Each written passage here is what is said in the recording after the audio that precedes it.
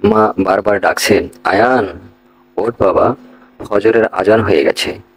আয়ান অলস ভঙ্গিতে, আজ না মা, খুব ঘুম পাচ্ছে। প্রতিদিনের মতো আজও আয়ান ঘুমিয়ে পড়ে নামাজ না পড়ে। আয়ান বাইকে করে যাচ্ছিল, হঠাৎ দুর্ঘটনা। লোকজন ছুটে আসে, রক্তাক্ত আয়ানকে হাসপাতালে নেয়। ডাক্তার বলেন বাঁচানো কঠিন, কিন্তু একটা বিষয় আশ্চর্য, ছেলেটার বুক পকেটে একটা ভাঁজ করা কাগজ।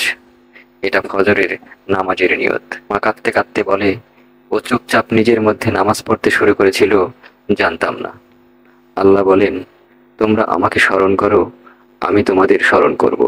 সূরা বাকারা 152। আয়ান ধীরে ধীরে চোখ মেলে। ডাক্তার বলেন অলৌকিকভাবে সে এখন সুস্থতার পথে। মায়ের চোখে অশ্রু। আয়ান ফিস ফিস করে, আজ থেকে আর কোনো নামাজ মিস করব না মা। নামাজ শুধু এক ফরজ নয়, এটি রক্ষা করে জীবনকেও।